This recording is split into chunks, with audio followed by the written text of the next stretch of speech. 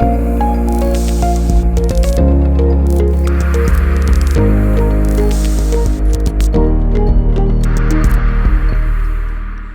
안녕하세요. 방금 소개받은 한국지능정보사회 진흥원 김은주 본부장입니다.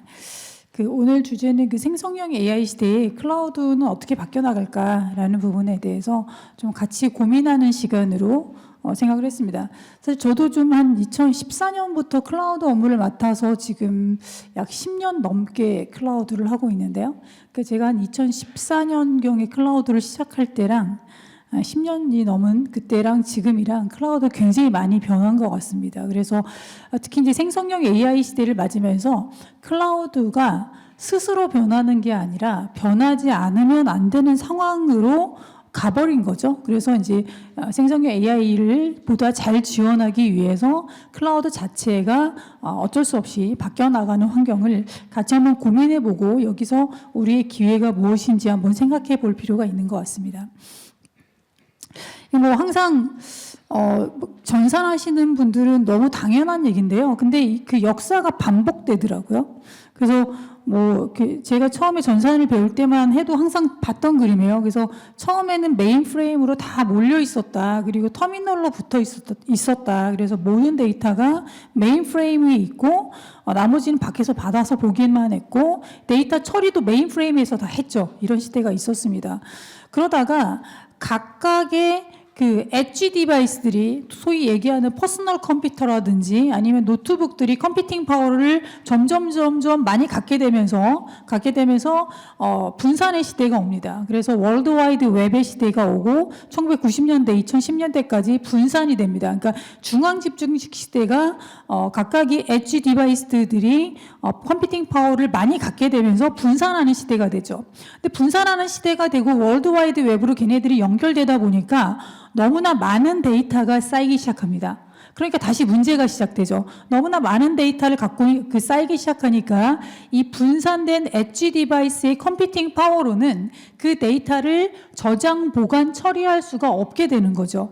그래서 다시 중앙 집중이 시작됩니다. 그래서 클라우드라는 개념이 나오게 되죠. 그래서 분산된 디바이스에서 처리하기에는 너무 많은 데이터가 쌓이고 너무 많은 프로세싱이 필요하니까 전문적으로 그것을 다시 중앙에 모아서 거대한 컴퓨팅 파워를 가지고 처리해야 되겠다라는 클라우드가 다시 나오기 시작합니다. 그래서 현재까지 이어지고 있죠. 그런데 오늘날을 살아가는 우리한테는 다시 또 하나의 화두가 발생하기 시작합니다.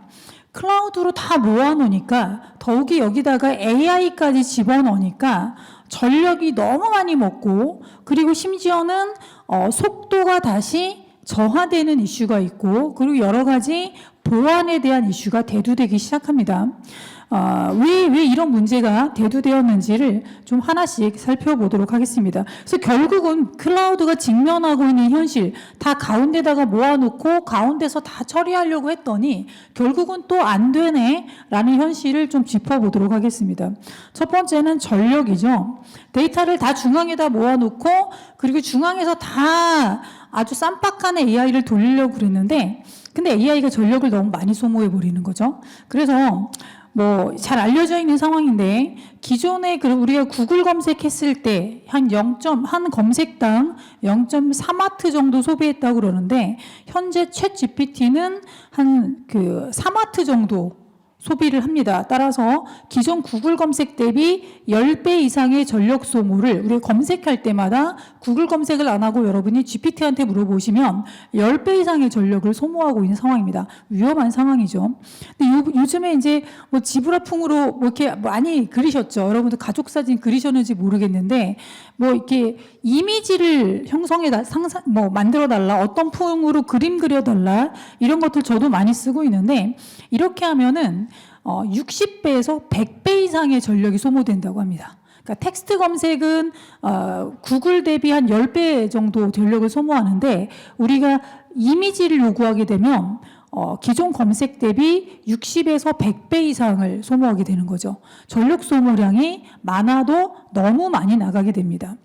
이거는 이제 우리가 쓸 때 얘기고요. 그러니까 AI를 쓸 때 얘기고요. AI를 학습시킬 때는 또 어떻습니까? 우리가 GPT가 파라메타 수가 1750억 개라고, GPT-3가 1750억 개의 파라메타, 즉 가중치를 갖고 있다고 알려져 있는데요. GPT-3를 학습시키는데 약 1.3기가와트 정도 들었다고 합니다.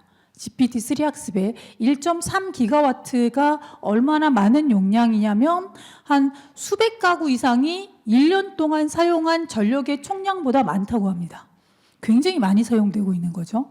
그런데 GPT-3가 그 정도 전력을 소모했는데 1750억 개의 파라메타를 갖고 있었거든요. 근데 GPT-4는 파라메타 수가 1조에서 2조 사이로 예측하고 있습니다. 1조에서 2조 사이. 그러면 1조라고 쳐도 GPT-3가 1750억 개 파라메타였잖아요. 그럼 1조라고 쳐도 5배 이상의 파라메타를 갖고 있습니다. 2조라고 치면은 뭐 10배 이상의 파라메타를 갖고 있는 거죠. 자, 그렇다 치면은 전력 소모량은 거기에 비례하는 거거든요.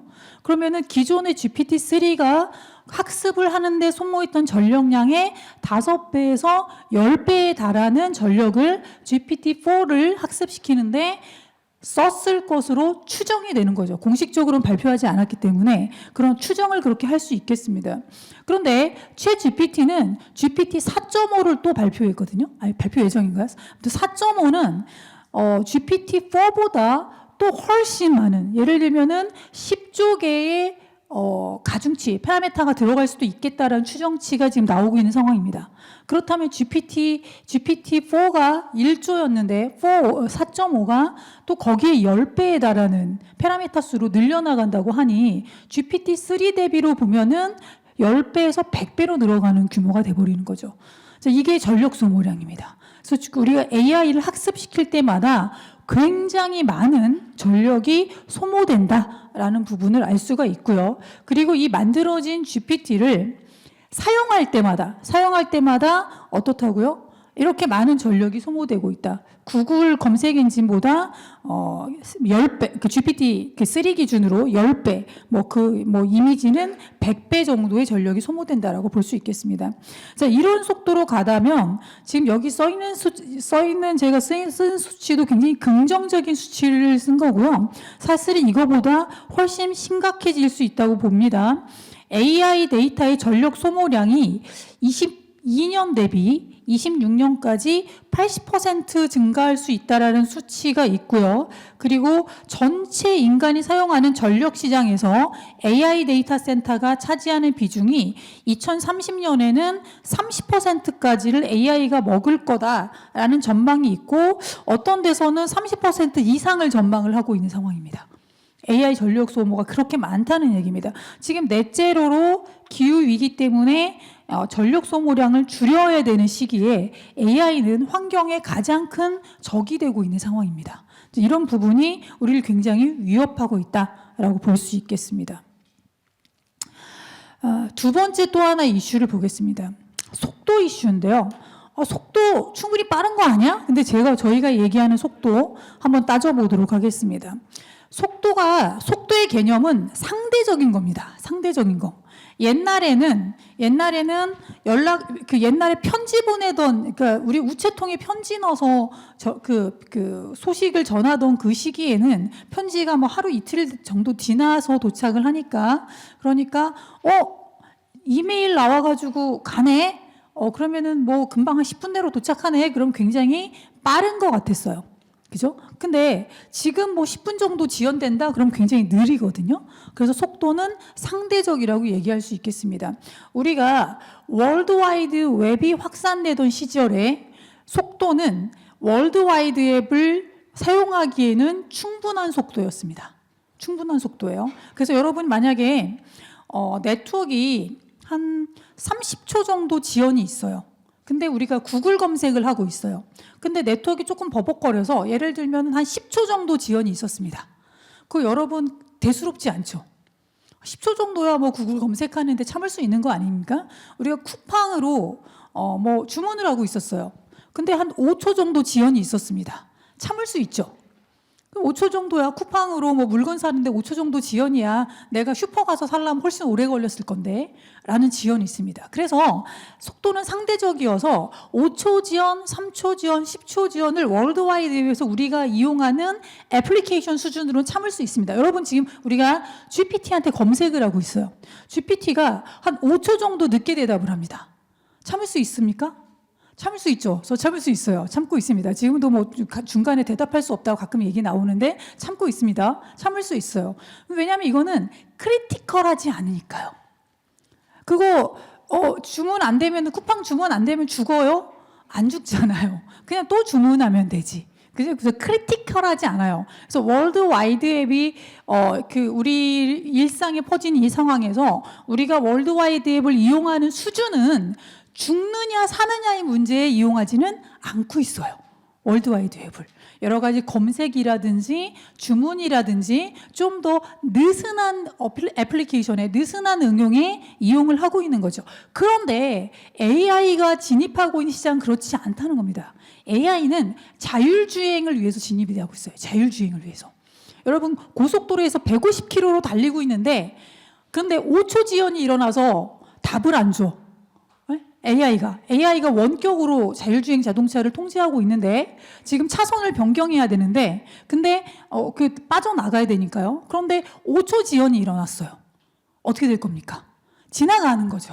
못 나갑니다. 지나가 버립니다. 그죠? 여러분 공장에서 색감을 제어하고 있었어요. 근데 색감을 정교하게 제어하고 있었는데 3초 지연이 일어났어요. AI가 답을 안 줘. 그럼 어떻게 되겠습니까? 망치는 겁니다.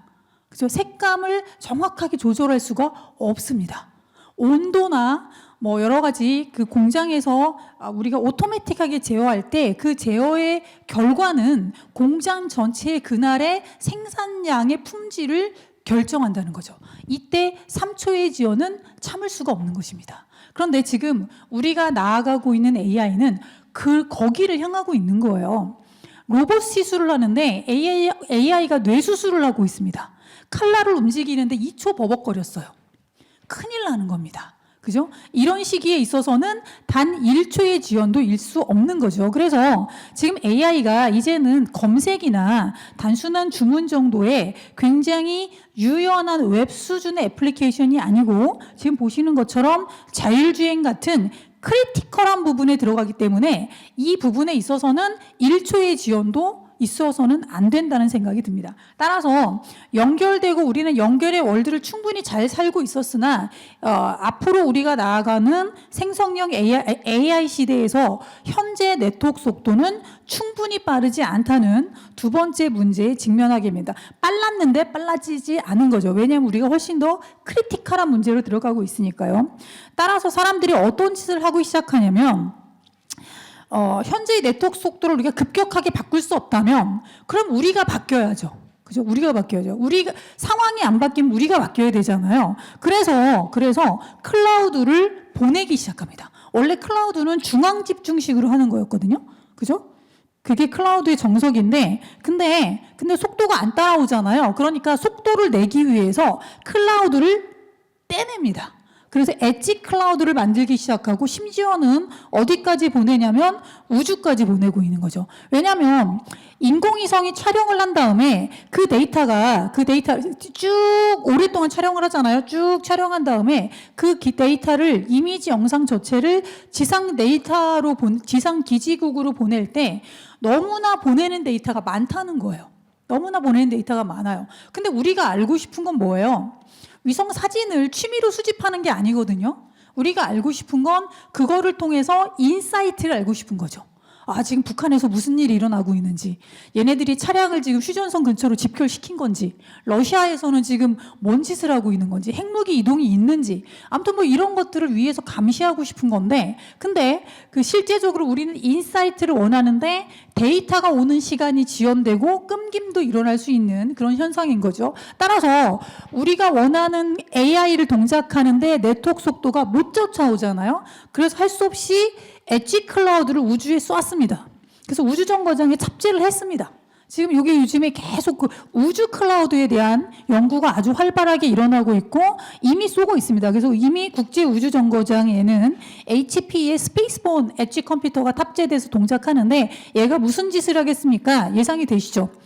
그 위성에서 수집한 데이터를 얘한테 보냅니다. 왜냐하면 거기선 가까우니까. 그래서 얘한테 보내면 얘가 우주 엣지에서 처리를 하게 되죠. 인사이트를 추출합니다. 그리고 이 추출된 인사이트는 매우 적은 양이겠죠. 그렇게 해서 3만 배까지 축소된 데이터를 기지국으로 보내게 됩니다.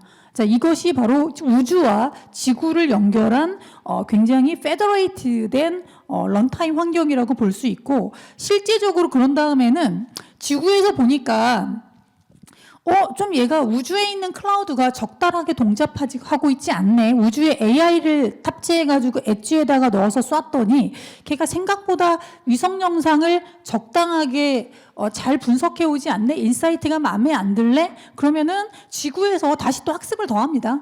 그래서 더 학습을 해가지고 학습된 AI를 다시 엣지 클라우드로 보냅니다. 우주 엣지 클라우드로. 그러면 그 우주에 있는 엣지 클라우드가 지상에서 다시 보내준 AI로 업그레이드가 되고 그 업그레이드된 AI를 가지고 우주 영상을 다시 분석을 하게 됩니다. 자, 이런 식으로 이 결정적인 여러 가지 이유가 있는 거죠. 결정적인 그 속도 문제를 극복하기 위해서 결과적으로는 클라우드가 분산되기 시작했다, 흩어지기 시작했다라고 볼 수 있겠습니다.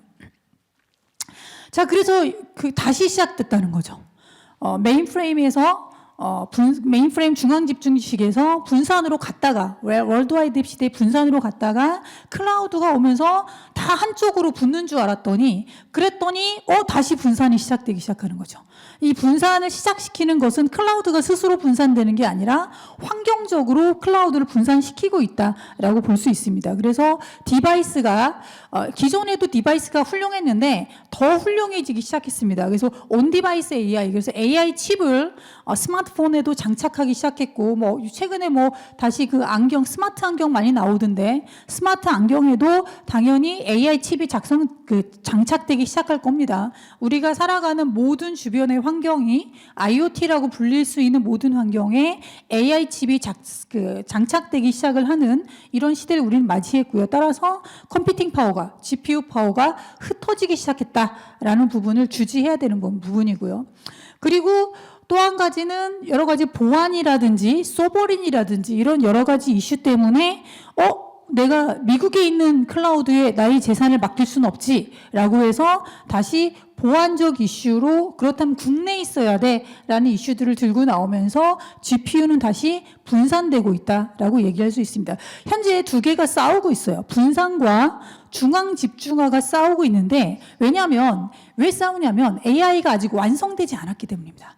AI가 완성됐으면 싸우지 않고 분산으로 갔을 거예요. 근데 AI가 한쪽에서는 더욱 빠르게 발전하고 있어요. 이 더욱 빠른 AI의 발전 방향은 AI의 대형화를 통해서 이루어지고 있거든요. 아까 말씀드린 것처럼 GPT가 1750억 개, 그리고 GPT-4가 1조에서 2조 사이의 파라미터 수를 갖고 GPT 4.5는 약 10조 정도 추정을 하고 있는데 더 많을 수도 있다는 얘기가 있습니다. 이렇게 그 AI 자체의 모델이 굉장히 급격하게 커지고 있는 현상. 이것 때문에 대형화의 이 트렌드도 당분간은 유지가 될 겁니다. 더 커질 수도 있어요. 그래서 지금의 시대는 대형화는 더 커지고 있고 그리고 더 분산되고 있다. 분산과 더 그 대형화가 같이 공존하면서 발전하는 이런 시대에 우리가 있다라고 볼 수 있겠습니다. 그래서 AI는 더 똑똑해지기 위해서 더 대형화되고 그러려면 더 중앙 집중의 모델이 커진다라고 볼 수 있겠습니다. 그래서 분산으로 완성되는 게 아니라 대형화와 분산이 공존하는 시대다. 당분간 그렇게 될 것입니다. 아직 발전기니까요. 근데 AI가 언제까지 발전할 거냐? 이 AI의 발전은 이미 모토가 있잖아요. 싱귤레러티 올 때까지 가겠다라는 게 이제 AI의 발전 속도잖아요. 그래서 전 인류를 뛰어넘을 때까지 가겠다라는 AI의 발전 속도로 보는데 그 발전 속도가 이제는 가까워요. 원래 2035년 막 이렇게 얘기했던 속도가 이제 얼마 안 남은 것 같아요. 점점 가까워지고 있는 그런 시대에 살고 있는 것 같습니다. 어쨌건 그 AI가 대형화되면서 중앙 집중적인 모델이 발전한다라고 생각했었는데 그것도 발전하고 있지만 분산 모델이 크게 발전하고 있다라고 볼 수 있을 것 같습니다.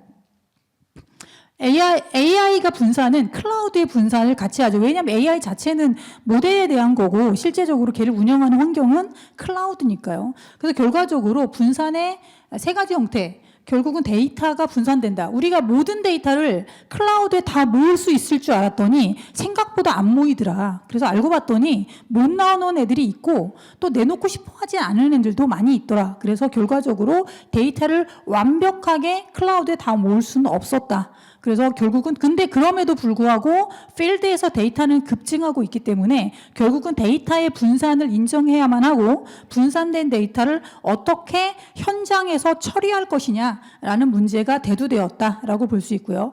따라서 데이터가 분산됐으므로 컴퓨팅 파워가 분산될 수밖에 없는 거죠. 그래서 급증하는 데이터를 저장 보관하고 AI를 돌리기 위해서 컴퓨팅 파워가 분산되고 있다라는 두 번째 분산이 일어나고 있고요. 데이터가 분산돼 있고 컴퓨터가 분산돼 있으면 그러면 당연히 AI가 분산될 수밖에 없죠. 그래서 사용자 디바이스에서 센트럴 클라우드까지 아주 하이퍼스케일로 동작하는 거대한 AI, 거대한 클라우드를 본 발표에서는 뭐 센트럴 클라우드 혹은 중앙 클라우드라고 부르겠습니다. 사용자 디바이스에서 중앙 클라우드까지 AI가 곳곳에 효과적으로 분산되고 연결되는 상황으로 가고 있습니다. 그런데 근데 분산이 끝이 아닌 거죠. 지금 클라우드 시대와 현재를 살고 있는 우리가 살아갈 미래는 분산될 때 연결되는 시대이고 연결되면서 오케스트레이션 되는 시대입니다. 이게 지금 우리가 가야 되는 미래죠. 그래서 분산돼 있는 데이터와 컴퓨팅 AI가 분산돼 있지만 반드시 연결돼 있을 것이고 그리고 걔네들은 일사불란하게 협업을 하게 될 것이다 라는 부분이 우리가 생각하는 미래라고 볼 수 있겠고요. 그래서 이제 앞으로 이렇게 분산되어 있는 애들이 각자 학습하면서도 전체를 학습할 수 있는 그런 모델을 Federated Learning이라고 하면서 이런 시도도 많이 일어나고 있습니다. 자, 어쨌건 AI와 클라우드의 워크로드가 AI와 클라우드를 위한 AI 워크로드가 어떻게 분산될지에 대한 추정은 다음과 같습니다. 2023년 기준으로는 AI 워크로드의 20%가 학습에 들어가고 80%가 추론을 하는 데 씁니다. 추론한다는 건 이제 서빙하는 거죠. 그러니까 20% 학습한다는 건 GPT 학습하는 데 들어가는 워크로드가 전체 AI 워크로드의 한 20%라는 거고요. 그리고 이제 80%가 추론이라는 건 이제 GPT가 학습이 끝났으니까 챗GPT 만들어서 전 세계에 있는 유저들한테 서비스해야 되잖아요. AI 서비스. 그 AI 서비스 하는데 들어가는 워크로드가 전체의 80%를 현재 차지하고 있다는 겁니다. 그래서 AI를 만드는 것도 중요하지만 서비스할 GPT가 없어요. GPU가 없어요. 사실 이게 더 중요하거든요. 그래서 AI를 만드는 것보다 더 많은 워크로드가 서비스하는 데 들어가고 사실 GPU 파워는 학습하는 데 들어가는 GPU 파워도 중요하지만 실제 서비스할 GPU 파워를 충분히 갖고 있지 못하면 서비스형 AI 모델에서 AI를 서비스할 수가 없게 되죠. 그런데 얘가 점점 더 늘어난다는 거죠. 그래서 AI는 점점 머추어해가고 AI가 머추엄에 따라서 실제로는 AI를 활용하는 부분이 더 늘어날 거기 때문에 2028년에는 예를 들면은 한 15% 정도만 학습에 사용되고 85%는 추론이 일어날 거다. 그리고 30년에 넘어가면 한 10%는 훈련, 90%는 추론으로 가게 될 것입니다. 그러니까 결국은 추론으로 간다는 거는 AI의 서비스 시대가 왔다는 걸 얘기하고 AI가 현장에 투입된다는 뜻입니다. 실제 AI가 동작한다는 거죠. 자, AI가 현장에 투입된다. 이것이 무슨 뜻인지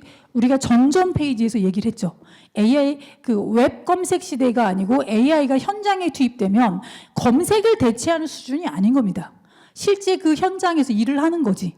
그죠? 자동차를 주행하고, 로봇 수술을 하고, 스마트 공장을 제어하고, 이런 것들을 얘기하는 거지. 우리가 단순하게, GPT한테 뭐 좀 찾아줘. 이런 수준을 얘기하는 것은 아니라고 볼 수 있겠습니다. 자, AI가 이런 수준으로 점점 발전하게 되면은, 그러면 클라우드는 어떻게 해야 되는 거예요? 클라우드는. 현재는 학습에 방점을 두고 있어요. 더 똑똑한 AI를 만들어야 돼 라고 해서 학습에 방점을 두고 막 하고 있으니까 GPU를 다 중앙에 때려 박습니다. 더 똑똑한 애를 만들려고. 그래서 현재 그 95%가 중앙에서 일어나요. 중앙에서. 그리고 한 5% 정도만 엣지에서 컴퓨팅이 일어나고 있습니다. 엣지에서. 그런데 2028년이 되면 AI가 머추어해요. 그러면 AI가 이제 어떻게 돼요? 실전에 투입되기 시작하죠. 실전에 투입되기 시작하면 아까 뭐라고 했습니까? 중앙하고 통신하기에는 리스크가 너무 커요. 자율주행하고 있는데 중앙으로 저기 미국에 있는 GPT 서버한테 그 연락 넣었어요. 나 오른쪽 꺾어야 돼, 왼쪽 꺾어야 돼. 근데 얘가 3초 지연 있으면 나 죽는 거예요. 이런 크리티컬한 상황에서는 미국으로 연락할 시간이 없어요. 그죠? 그래서 어떻게 해야 됩니까? 바로 디시전을 받아야 되기 때문에 AI 동작 환경은 엣지에서 일어날 수밖에 없는 상황인 거죠. 따라서 2028년에는 반반 갈 걸로 지금 예상을 하고 있고요. 그리고 2030년 이후로 넘어가면서는 오로지 학습에 매몰되어 있는 중앙에서의 AI 워크로드보다는 점점 엣지, 필드로 AI가 나감에 따라서 엣지에서의 워크로드가 급증할 수밖에 없는 상황을 맞이하게 됩니다. 자, 이런 AI의 어떤 분산 환경은 AI가 분산된다는 건 뭐가 분산된다는 뜻입니까? 데이터가 분산된다는 뜻이고 그리고 그걸 위한 컴퓨팅 파워가 분산될 수밖에 없다는 뜻이죠. 따라서 이 시대를 위해서 분산이 시작되고 있는 겁니다. 그럼 클라우드로 한번 들어가 보죠. 이제 AI 얘기를 많이 했으니까 클라우드를 좀 보도록 하겠습니다. 이미 우리는 클라우드 자체의 분산 환경을 잘 이해하고 있습니다.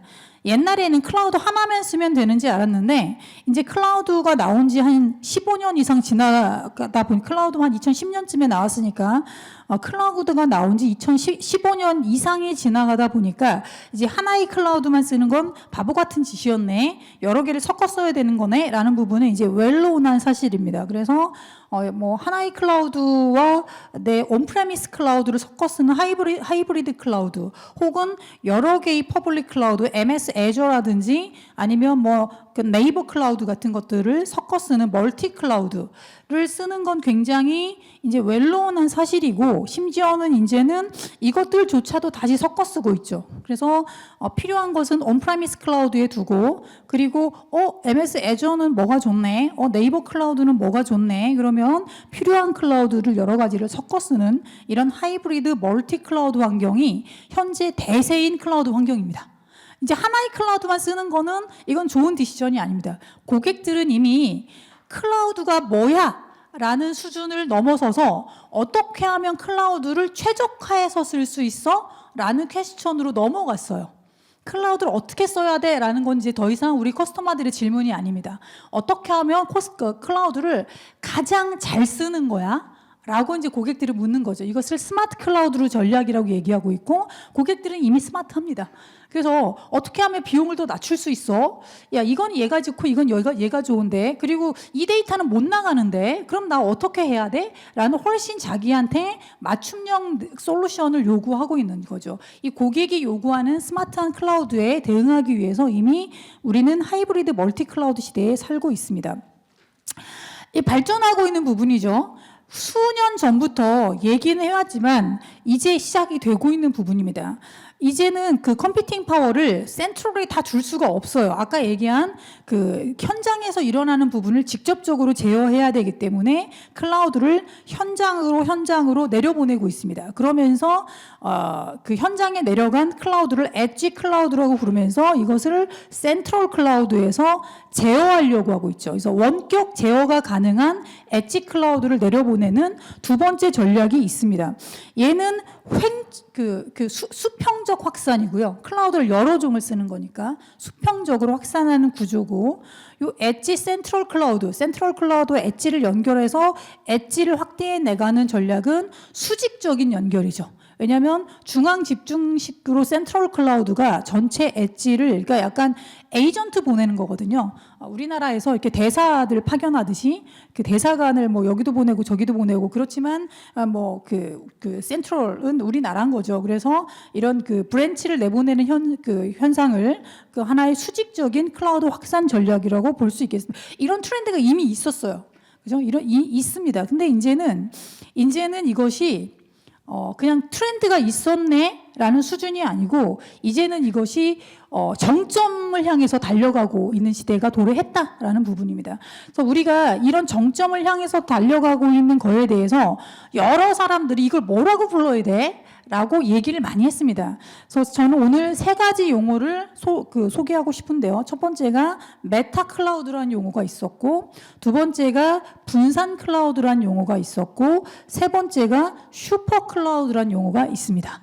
이게 다 유사한 현상에 대해서 그것을 형상화하고 규정하려고 한 이름들입니다. 그러나 약간 추구하는 바가 달라서 살짝 소개를 하겠습니다. 대충 같은 현상을 목도했는데 거기에 대해서 본인들이 집중한 바가 좀 다른 거죠.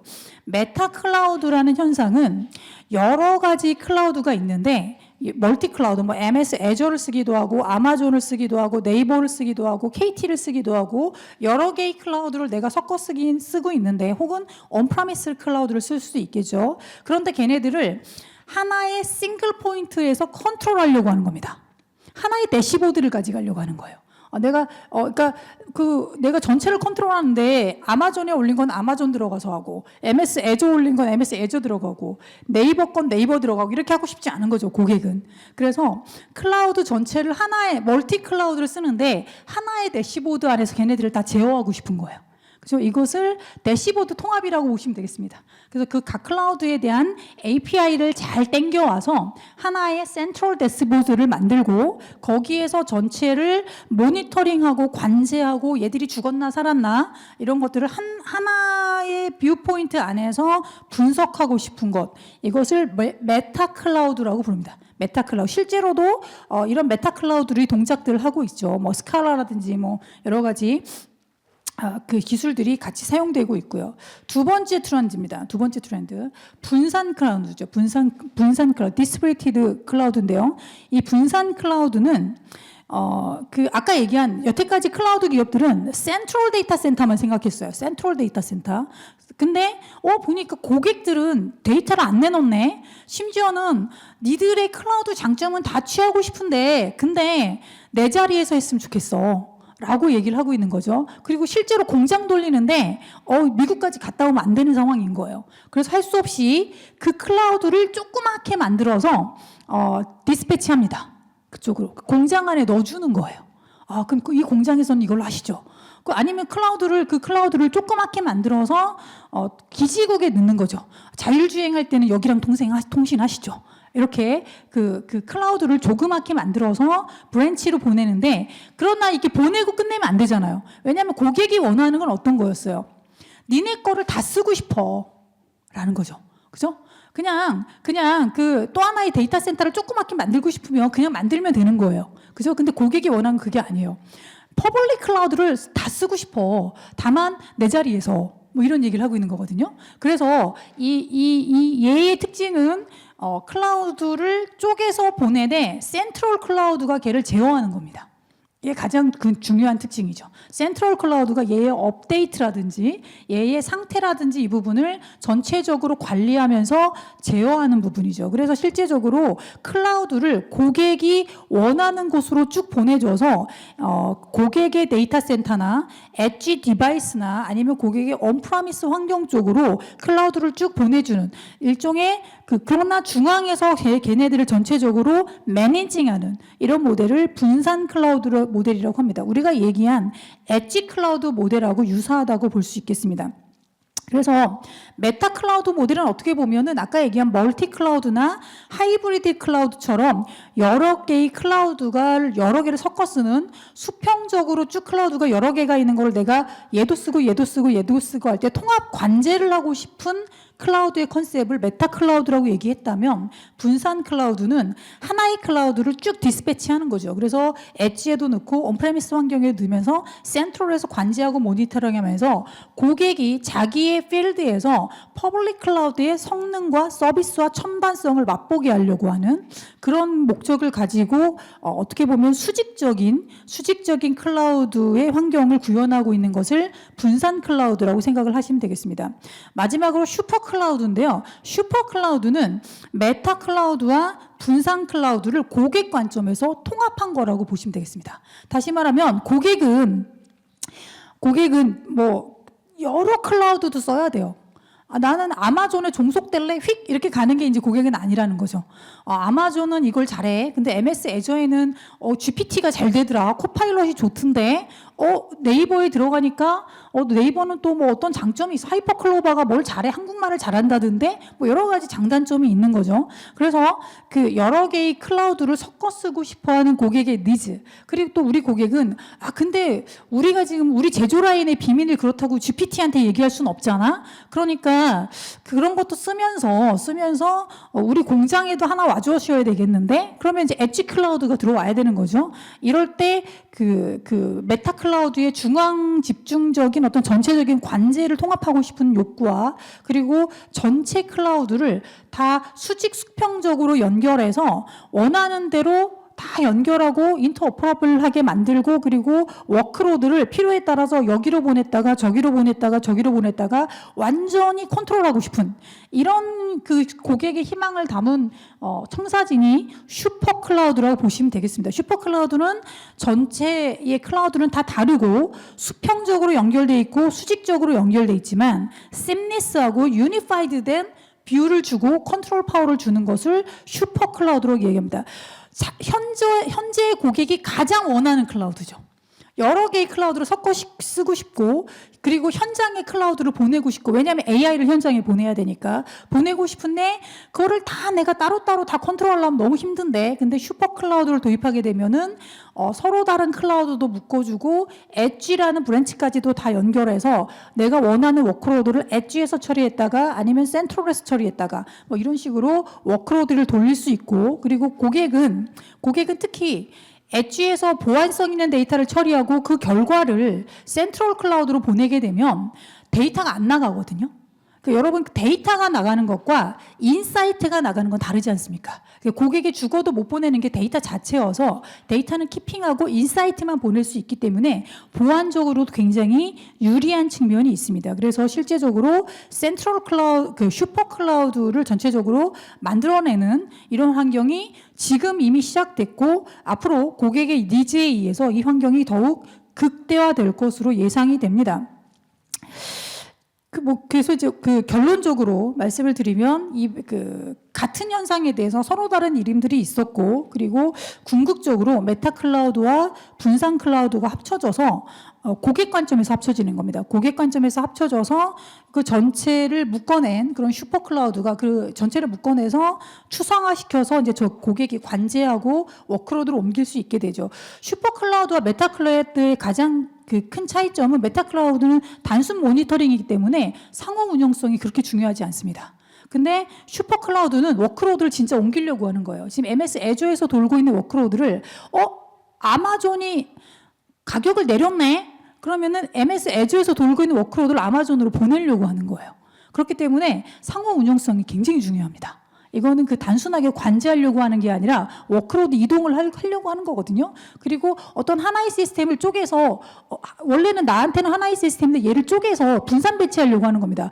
이 우리 시스템 중에 이 5조각을 낼 수 있는데 이 첫 번째 조각은 MS 애저의 그 기능이 적합해. 그럼 글로 보내고 또 하나의 조각은 네이버의 요 기능이 좋아. 그럼 글로 보내는 거죠. 그래서 하나의 시스템을 분산 배치해서 동작하게 하려고 하는 목적을 갖고 있기 때문에 상호 운영성과 연결성이 굉장히 중요한 시스템이다라고 볼 수 있겠습니다. 자, 이렇게 된다면 슈퍼 클라우드 환경이 실행이 된다면 우리가 지금 이 강의 초반에 얘기했던 그 AI 환경이 갖춰질 수 있습니다. 우리가 AI를 결국은 AI도 하나만 쓸 수는 없습니다.